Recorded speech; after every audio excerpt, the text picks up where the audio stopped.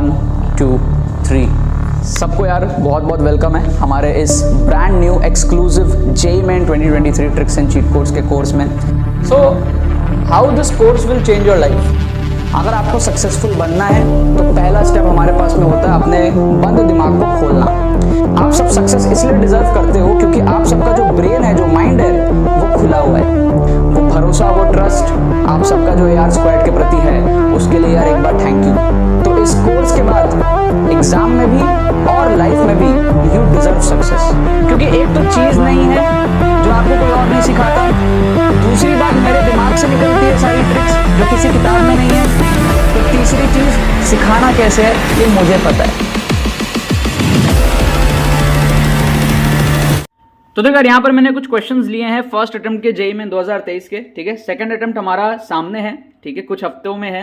अगर आप लोगों को फर्स्ट अटेम्प्ट के सारे शिफ्ट्स कवर करने हैं, हमने कोर्स के अंदर में यार 100 से ज़्यादा क्वेश्चंस कवर करे हैं फर्स्ट अटेम्प्ट के, और पूरे कोर्स के अंदर में 300-400 के आसपास जो है PYQs कवर हुए हैं लेटेस्ट पेपर्स के। तो स्ट्रक्चर्ड वे में अगर आपको सारे ट्रिक्स एंड चीट कोड सीखने हैं, माइंड को अपना पूरा ऑर्गेनाइज करना है, माइंडसेट को डेवलप करना है, जेईई मेन के अंदर में कम टाइम में 50-60 नंबर 70 नंबर अगर आपको बढ़ाने हैं, तो आप एक्सक्लूसिव ट्रिक्स कोर्स के अंदर में एनरोल कर लो जल्दी से। आप लोग 10 घंटे प्लस का कोर्स है, तो आप लोग 1 से 2 दिन के अंदर में आराम से आप कोर्स को कंप्लीट कर पाओगे, और थोड़ा बहुत प्रैक्टिस करके आप लोग अपने नंबर में ड्रास्टिकल चेंज जो है, ड्रास्टिकली आपका नंबर जो है बढ़ जाएगा, आपको देखने को मिलेगा मॉक टेस्ट के अंदर में खुद ही। तो टाइम ना वेस्ट करते हुए जितने भी बच्चे इंटरेस्टेड है जाकर के आप लोग एनरोल कर लो। जेईई मेन सेकंड अटेम्प्ट में आप लोग बहुत ज्यादा अच्छा कर सकते हो। अगर आपने 40-50 नंबर बढ़ा लिए तो आपके जो रैंक में है जो लाखों का डिफरेंस जो है पड़ सकता है, डिपेंडिंग ऑन कहां पर आपकी सिचुएशन अभी लैंड करती है। अब जैसे इस पेपर में मैंने 4 क्वेश्चन आपके सामने उठाए हैं, ठीक है। यहाँ पर 4 क्वेश्चन हम लोग देंगे, तुक्का ट्रिक, अलग अलग टाइप के क्वेश्चन देखेंगे, जुगाड़ ट्रिक हम लोग इसके अंदर में देखने वाले हैं। अब जैसे इस क्वेश्चन को देखो, इसमें मैं आपको ऑप्शन एलिमिनेशन दिखाऊंगा। जैसे आपको दिया है 2 long straight lines, straight wires आपको दिया हुआ है, ठीक है, एक P है एक Q है, आपको दिया हुआ है carrying equal current parallel to each other, ठीक है। इक्वल करंट है जो भी है हमारे पास में 10 एम्पियर का है, ठीक है, kept parallel to each other. Magnitude of force experienced F1 है, ठीक है, पहले फोर्स क्या है F1 है, इनिशियल फोर्स क्या है F1 है।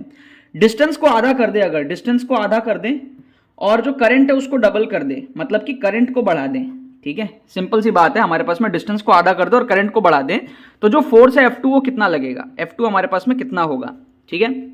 अब देखो, अगर आप इस क्वेश्चन को सॉल्व करना नहीं भी जानते हो, आपको फॉर्मूला वगैरह नहीं भी पता है, ठीक है, वो μ0I1I2/2πr वो सब होता है, बट अगर आपको नहीं भी पता तो एक बेसिक सी फील आपको है ना कि अगर हम करंट को बढ़ा रहे हैं और डिस्टेंस को कम कर रहे हैं तो फील्ड हमारे पास में बढ़ जाएगा। क्या आपको बात समझ में आ रहा है?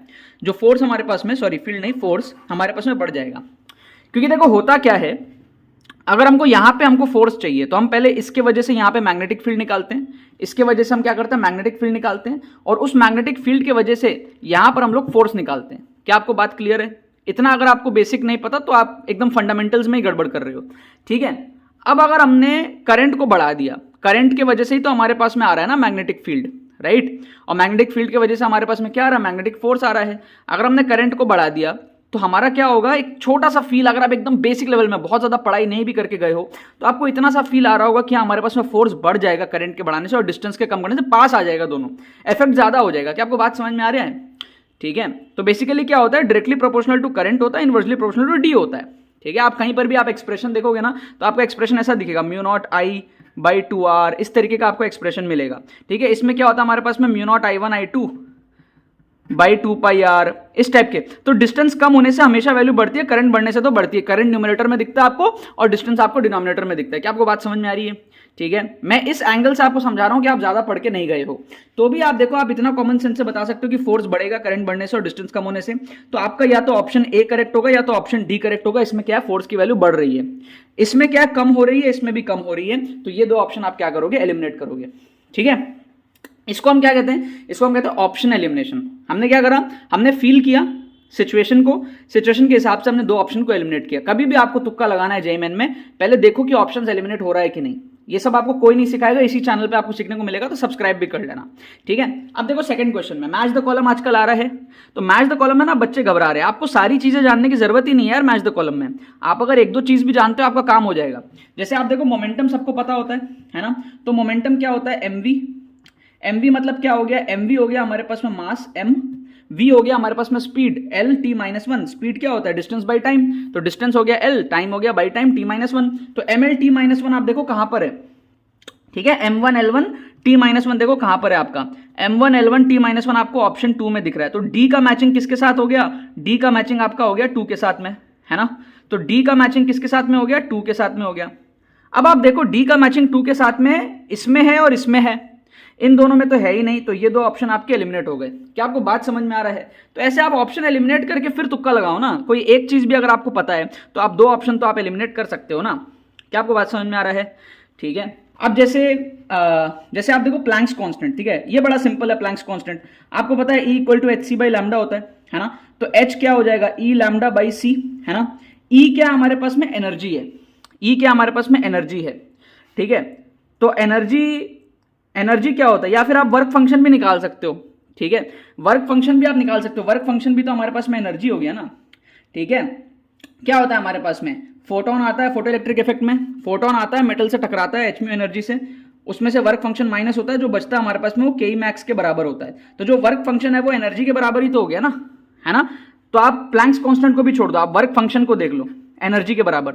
एनर्जी क्या होता है, work done force into displacement, force into displacement, force क्या होता है mlt माइनस 2, और डिस्टेंस और आ जाएगा ml स्क्वायर t माइनस 2 हो जाएगा हमारा energy, right, ml square t minus 2 हो जाएगा। तो ml स्क्वायर t माइनस 2 कहां पे आ रहा है, आप देखो ml स्क्वायर t माइनस 2 आपका ऑप्शन ए में आ रहा है, ml स्क्वायर t माइनस 2।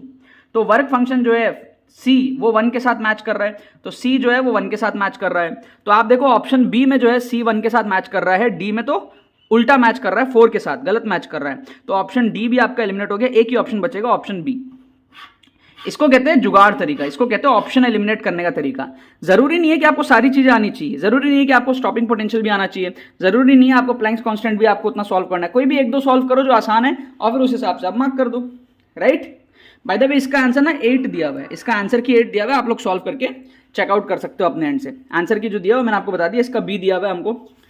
फिर आप देखो ओरली कैसे क्वेश्चन को उड़ाते हैं, ओरली हम उड़ाएंगे इसको, देखो ज्यादा झमेला नहीं करना। ए और बी की वैल्यू आप देखो 3a plus 2b equal to 7 दिया हुआ है, तो अगर हम ट्रायल एंड एरर से हम अगर ट्राई करके देखें तो ए और बी की वैल्यू क्या हम 2 और 1 ले सकते हैं। अगर हम 2 लेंगे तो 3 2 6 हो जाएगा, 1 लेंगे हमारे पास में क्या आएगा, तो ये हमारे पास में फिट नहीं बैठ रहा है, ठीक है। क्या हम ट्रायल एंड एरर से